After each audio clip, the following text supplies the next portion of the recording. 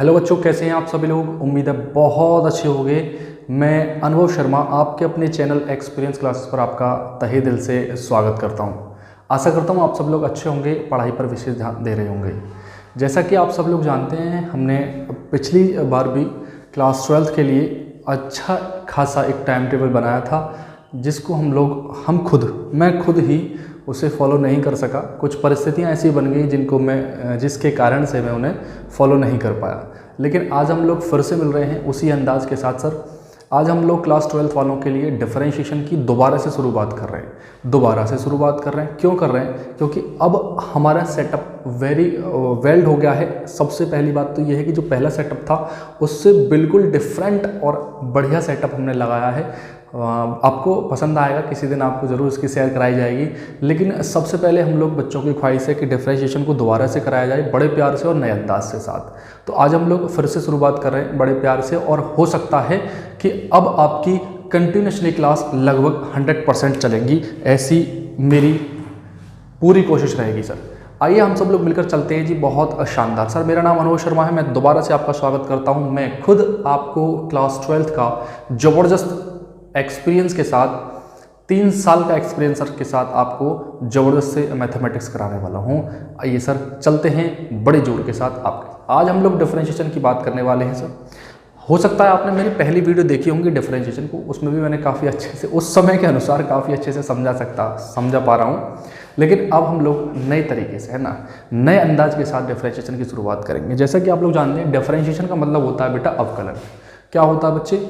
Differentiation का मतलब होता है अवकलन। और अवकलन का मतलब क्या होता है वो भी बात करते हैं, ठीक है। अवकलन क्या है, किस तरीके से है?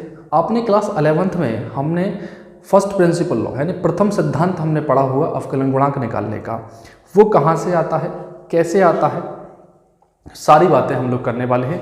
छोटी सी क्लास रखूंगा, आपका रेस्पॉन्स देखना चाहता हूं कि आप जग रहे हैं या सो रहे हैं अभी भी, है ना।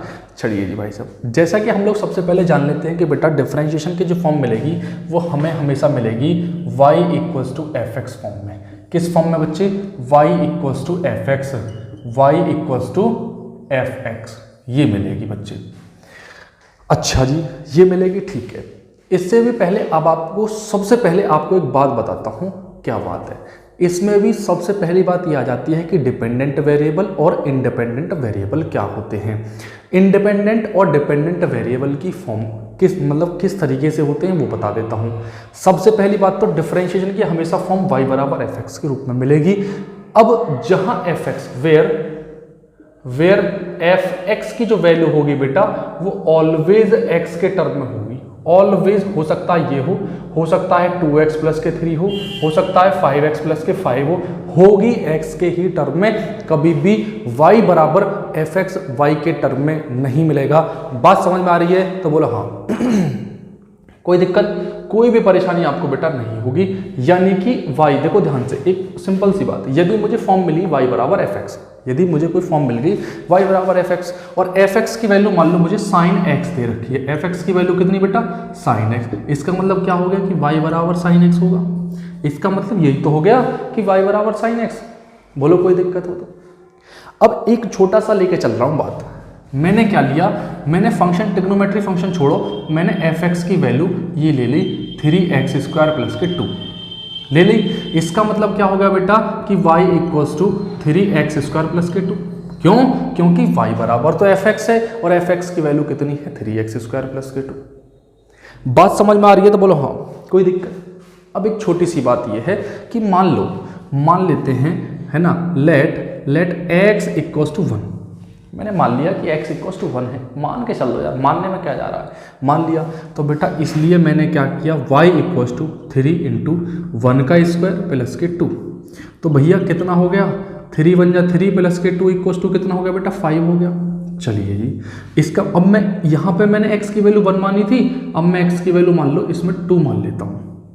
तो y की वैल्यू कितनी आ रही है बेटा?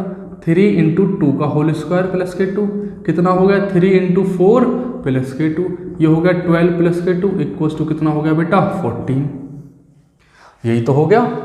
ध्यान से देखो कि जब x की वैल्यू 1 रख रहा था तब y की वैल्यू आ रही थी 5, और वहीं जब मैंने x की वैल्यू सिर्फ और सिर्फ 1 बढ़ाई, भाई क्योंकि मैं पहले 1 रख रहा था तो y की वैल्यू आ रही थी हमारी 5, लेकिन जैसे ही मैंने x की वैल्यू में सिर्फ और सिर्फ 1 और ऐड कर दिया, यानी कि 1 में 1 और ऐड करा तो 2 हो गया, यानी x की वैल्यू 2 पुट करी, तो भैया y की वैल्यू में इतनी सारी वृद्धि हो गई कि 14 आ गया।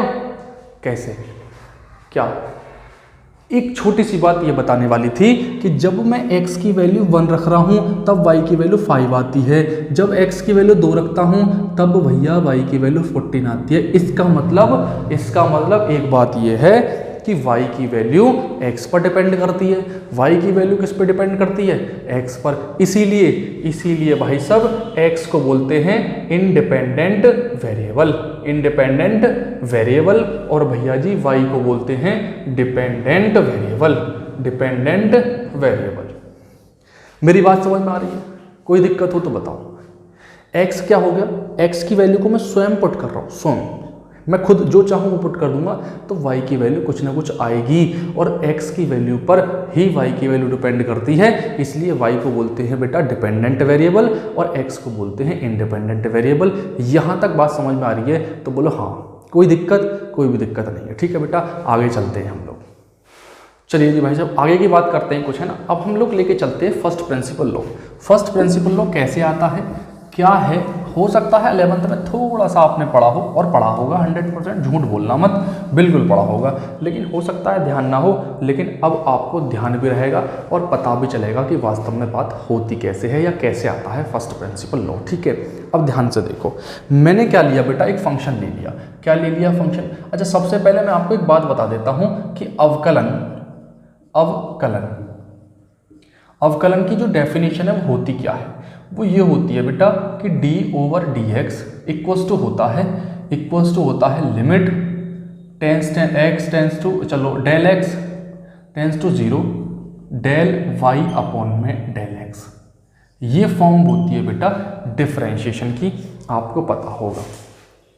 अब ये del y upon del x कहाँ से आ गया बेटा, ये बात भी समझने वाली है ना। तो इस बात को जब अभी समझा रहा हूँ, ध्यान से समझना। देखो बेटा, मैंने क्या किया, इस बात को मैं इधर लिख देता हूँ, है ना। ये बात मैंने लिखी कि dy upon dx equals to limit del x tends to 0 del y upon del x। ये वाली बात मैंने इधर लिख दी। ठीक है, कोई दिक्कत हो तो बताओ बेटा।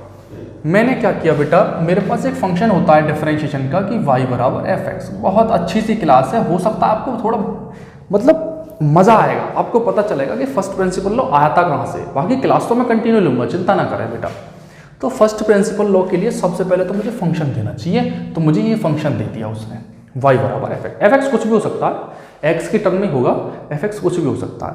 अच्छा जी, मैंने क्या किया बेटा, मैंने एक काम कर लिया कि मैं एक बात देख रहा हूँ कि y बराबर यदि fx है तो मैंने x की टर्म में छोटी सी वृद्धि कर दी, यानी कि डेल x मैंने छोटी सी वृद्धि कर दी, तो 100% कुछ ना कुछ y की वैल्यू में भी वृद्धि होगी। ठीक है, जब मैं x की वैल्यू 1 रख रहा था तो y की वैल्यू 5 आ रही थी, और जैसे ही मैंने x की वैल्यू में 1 प्लस और ऐड कर दिया यानी कि 2 रख दी, तुरंत y की वैल्यू बेटा 14 आ गई थी, है ना। तो इसका मतलब 14 पहले 5 था, अब 14, तो कुछ ना कुछ तो वृद्धि हुई है। वो क्या वृद्धि हुई है, वो ये रख दी मैंने बेटा। ठीक है, यानी कि x की टर्म में मैंने डेल x वृद्धि करी तो बेटा डेल y हो गया। ठीक है बेटा, ध्यान से देखो एक बार, मैंने क्या किया, y बराबर fx कोई फंक्शन था, मैंने क्या किया, x की टर्म में डेल x की वृद्धि कर दी, तो 100% y की भी वैल्यू कुछ ना कुछ वृद्धि होगी, तभी तो ये दोनों बराबर होंगे, है भाई। जब यहाँ पे 0 है प्लस में, चलो ये कुछ भी नहीं है, तभी तो y fx के बराबर है। जब मैंने x की टर्म में डेल x जोड़ा, तभी तो यहाँ डेल y जुड़ के आएगा, 100% आएगा, तभी ये दोनों साइड बराबर होंगी, अन्यथा कभी जिंदगी में बराबर नहीं हो सकती। आशा करता हूँ सब लोग समझ में आ रही है। समझ में नहीं आ रहा हो तो मुझे कमेंट करके बताना, मैं कंटिन्यूस दोबारा समझाऊंगा। ठीक है बेटा। अच्छा जी, फर्स्ट इक्वेशन तो ये होगी, सेकंड इक्वेशन मैंने ये मान ली, कोई दिक्कत। अब बेटा ज़्यादा कौन सा है, ज़्यादा तो ये है, और कम कौन सा, ये। हमेशा ज़्यादा में से कम घटता है, ये भी आपको पता है, हमेशा ज़्यादा में से कम घटता है, ये भी आप लोग बहुत अच्छे से जानते हैं। इसलिए बेटा मुझे निकालना है कि कितनी वृद्धि हुई, मुझे ये निकालना है कि कितनी वृद्धि हुई। तो भैया मैं क्या करूँगा, now equation second minus equation first, now equation second minus equation first. इसमें से इसे माइनस कर दो, तो देखो y प्लस के del y equals to f x plus के डेल एक्स, और ये हो गया y equals to f x. Minus कर दो यहाँ से भी यहाँ से भी, एक y से y कट गया, कितना बचा del y equals to f x plus के del x minus f x. ये इक्वेशन निकली मेरे पास, ये किसकी निकली बेटा, ये निकली है वृद्धि की, यानी कि इतनी वृद्धि करी थी मैंने, ये निकली। So please pause the video, note it down. यदि भाई साहब हम लोग क्या करते हैं, छोटी सी बात है, यदि मुझे डेल वाई की वैल्यू निकली, यदि मुझे डेल वाई की वैल्यू मिल गई, तो मैं क्या करता हूँ, यदि मेरे पास डेल वाई की वैल्यू आ गई बेटा, तो डेल वाई की वैल्यू आने पर मैं देखो मुझे निकालना है डिफरेंशिएशन, इसलिए मुझे del y upon del x की वैल्यू निकालनी है। तो बेटा डेल वाई क्या है, चलो यहाँ से एक छोटी सी बात ये समझ लेते हैं, डेल वाई क्या है। डेल वाई बेटा डिपेंडेंट वेरिएबल में होने वाली वृद्धि है, डिपेंडेंट वेरिएबल में होने वाली वृद्धि है, और डेल एक्स है कि इंडिपेंडेंट वेरिएबल में कितनी वृद्धि, डिपेंडेंट वेरिएबल में होने वाली वृद्धि और इंडिपेंडेंट वेरिएबल में होने वाली वृद्धि के अनुपात को ही हम लोग डिफरेंशिएशन कहते हैं। कब, जब इंडिपेंडेंट वेरिएबल जो हो वो जीरो के समीप हो, जीरो के समीप हो, उसको हम लोग बेटा डिफरेंशिएशन कहते हैं, है ना। बड़ी छोटी सी बात थी। अच्छा जी, मुझे किसकी वैल्यू निकालनी है, del y upon del x की वैल्यू निकालनी है, इसलिए मैं क्या करूंगा, दोनों side now dividing by del x both side, दोनों साइड क्या कर रहा हूं बेटा, डिवाइड कर देता हूं, किससे, डेल एक्स के। तो एफ प्लस के डेल एक्स अपॉन में del x, f x upon में डेल एक्स, ये दोनों साइड मैंने अलग अलग कर ली। कोई दिक्कत हो तो बताओ, कोई भी परेशानी नहीं बेटा। Del y upon del x की वैल्यू ये निकली मेरे हिसाब से, क्या निकली, del y upon del x की वैल्यू निकली एफ डेल एक्स प्लस के डेल एक्स अपॉन में del x minus f x upon del x. यदि तुम्हारा मन कर रहा हो एक साथ लेना है तो एक साथ ले लो, कोई भी दिक्कत नहीं है बेटा। ये लो एफ एक्स, ये ले लो अपॉन में कितना, डेल एक्स, ये वाली बात आ गई मेरे पास। इक्वेशन जो मेन इक्वेशन निकली बेटा ये निकली, कोई दिक्कत हो तो बताओ। So please pause the video, note it down, आगे चलते हैं सर। आगे हम लोग बात करते हैं बेटा, आगे हम लोग छोटी सी बात करनी है मुझे, बस देखो काम हो गया बस। देखो मेरे पास del y upon del x की वैल्यू ये निकली, इस इक्वेशन में रख दो। Now we know that dy upon dx equals to limit del x tends to 0 del y upon में डेल x। ये इक्वेशन तो मुझे 100% पता है बेटा, ये x है, ध्यान रखना किसी को कंफ्यूजन ना हो, ठीक है बेटा। ये वाली बात मुझे समझानी थी, बताइए कोई दिक्कत हो तो बताओ बेटा, कोई भी परेशानी हो तो बताइए, कोई भी दिक्कत नहीं है। अब ध्यान से देखो बेटा, इतने की वैल्यू मुझे पता चल गई, कोई भी दिक्कत नहीं है। Del y upon del x की वैल्यू ये रही, पुट कर दो वैल्यू फटाफट से जल्दी। नाउ तो बेटा कितना हो गया, dy upon D X equals to limit del x tends to 0, ये वैल्यू यही तो है del y upon del x की वैल्यू, पुट कर दो। कितनी आएगी बेटा, एफ एक्स प्लस के del x minus k f x upon में डेल एक्स। मेरे बच्चे यही तो होता है फर्स्ट प्रिंसिपल लॉ।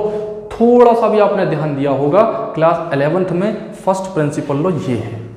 आ रही है बात समझ में, फर्स्ट प्रिंसिपल लॉ ये है और इस पे आपको डिफरेंशिएशन करने होते हैं। आशा करता हूँ आपने क्लास 7th में थोड़ा सा ध्यान दिया होगा, नहीं दिया तो इसीलिए मैंने क्लास 11th से ही क्लास 12th में भी क्लास 11th का ये बेस उठाया है, ताकि बच्चों का बेस कमज़ोर ना रहे। समझ में आ रही है बात। तो आज की क्लास हम लोग यहीं पे छोड़ते हैं। आशा करता हूँ आपको ये समझ में आया होगा। समझ में आया है तो प्लीज़ मुझे बताइए कमेंट करके, ताकि मुझे पता चले, ठीक है। और आज के बाद आपको ये फर्स्ट लेक्चर है डिफरेंशिएशन का, बहुत छोटा सा लेक्चर है। इसके बाद मैं सेकंड लेक्चर लेके आऊँगा और सारी एनसीईआरटी के क्वेश्चन को कराऊंगा बहुत प्यार से। और जो क्वेश्चन आपसे नहीं हो कमेंट कर देना, मैं वो करा दूंगा। टेलीग्राम और इंस्टा पे भी हमारा काम चल रहा है, बहुत जल्दी हम लोग उनके ग्रुप भी आपको शेयर कर देंगे, ताकि आप सब लोग वहाँ जाके टेलीग्राम पर डाउट पूछ सकें, ठीक है। आशा करता हूँ आप सभी के समझ में आया होगा। Thank you very much.